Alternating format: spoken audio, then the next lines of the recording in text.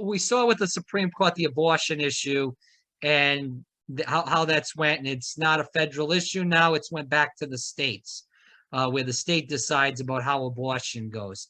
Whose fault is that? Is that Donald Trump and the Republicans' fault, or is that the Democrats' fault? It's the American people's fault. It's the American people's fault. Why? Because they've been so caught up with consumerism. What does that have to do with abortion? Consumerism and escapism, because they are so politically inactive and they're so apathetic. No. Joe, I got to push back. I'm sorry. Barack Obama came out when he was running in 2007 at a meeting at Planned Parenthood and said his first act in office was to codify Roe v. Wade. Okay. Then he came out after he got elected and said that wasn't that big of an issue. Okay. There was other big issues at that time. I agree with that, but he did say he was going to get that passed. Barack Obama's presidency has ended. Nothing got passed. Joe Biden came in. Actually, even let's go before Joe Biden. Ruth Bader Ginsburg, who was the liberal savior, who had cancer 4 times in her life. She stayed on there because she thought Hillary Clinton was going to win the presidency, which she did not. So she was extremely selfish. I don't think she's the liberal savior. I think she was extremely selfish. And she stayed on there. She died. And she gave another Supreme Court seat to the Republican Party. Then Joe Biden gets in office and he runs on in the Democratic primary in 2020 that he was going to codify Roe v. Wade. I'm sorry, I screwed up that word. Codify Roe v. Wade.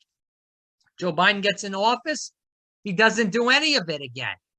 Then there's a 6-3 Supreme Court, and you know what they're going to do. And they're going to get rid of the abortion as far as federally and send it back to the states. How is that the people's fault and not Barack Obama, Ruth Bader Ginsburg, and Joe Biden and the Democratic Party's fault? Because of escapism and consumerism. No, Joe, I'm sorry. These people were elected. Barack Obama ran on this. Joe Biden ran on this. Ruth Bader Ginsburg had cancer 4 times and stayed in office because she believed Hillary Clinton was going to be the next president of the United States. Whose fault is that? We don't have progressive candidates in office because people aren't electing them. They don't know how serious the issues are. Because the primaries are rigged.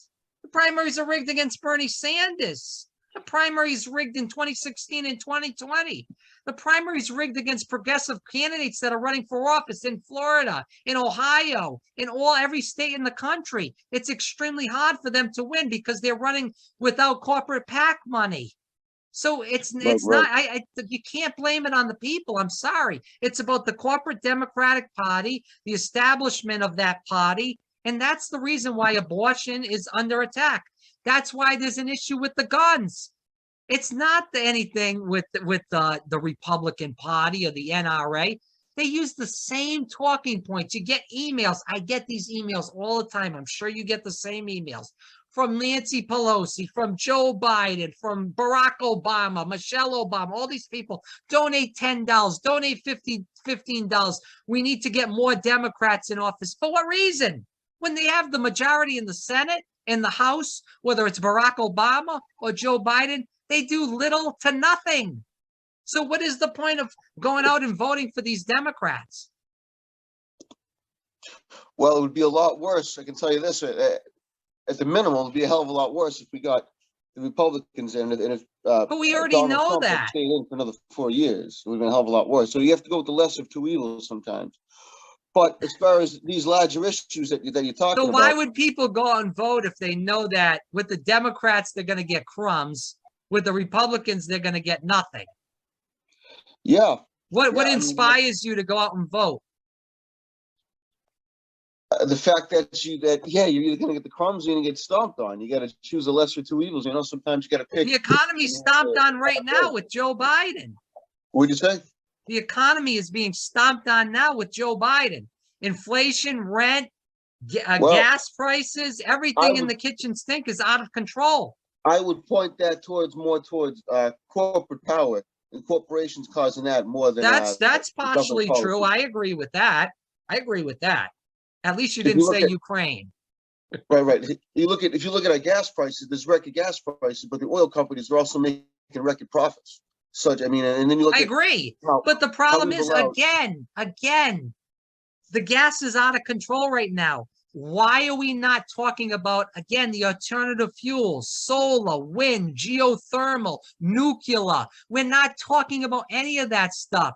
Joe Biden he gives up on the negotiations. He just told Democrats, he said, we're not going to get anything with the environment. Just vote for whatever Joe Manchin has. So how is Joe Manchin not the president of the United States? He is the president of the United States. Joe Biden is not president. Kamala Harris is not vice president. Joe Manchin is the president. He's running the government and making Joe Biden look like a loser. right, I mean, right. am I wrong? You can say I'm wrong. Call me out. I can take the heat. No, but I mean, there's different ways of approaching different issues like this, such as the inflation issue. I mean, if more workers were under collective But bargaining hold on, agreement, before you go into that, answer one word answer. Is Joe Biden president of the United States or not right now? Or is it Joe Manchin? Oh no, Who's- Joe Biden is the president. We know that. Joe Biden is president, and you don't believe Joe Manchin is. So when Joe Manchin puts the stomp on Build Back Better, on all these other bills that are going through, and he says he's not going to vote for him, you still think Joe Biden is running the country and not Joe Manchin?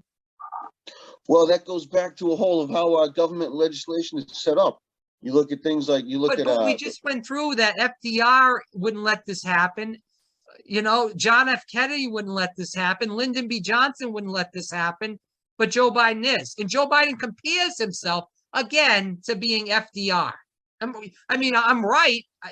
You can correct me if I'm wrong. He says that all the time. He ran on being FDR. I don't know. Right. He doesn't have an ounce of FDR in him. Right. Yeah, I mean, in a lot of ways, the saying You is don't have to about, defend him, Joe. Just be honest. Come on, man. Just be honest. You don't have to defend him. You're not getting paid to defend him. well, I mean, he's not as progressive as we like him to be. Obviously, I mean, unfortunately, with the Well, he recent actions lied. of the railroad. Can you say that he lied to the American people? Because he said that he was going to do all these progressive things. He lied. Well, I think there's a lot of roadblocks Oh, geez. for him. There's a lot of roadblocks too. And then Boy, and you I'll are go back- spinning this, Joe. Hey, it's not just the roadblocks, but it's the whole mentality of the country too. I mean, especially you get the younger people. I mean, again, I'm going to talk about the labor You know, movement. 1% of young people want Joe Biden to run for re-election. That's pretty bad, man. I think there's more young people that want Trump to run than they want Joe Biden. That's pretty bad, man.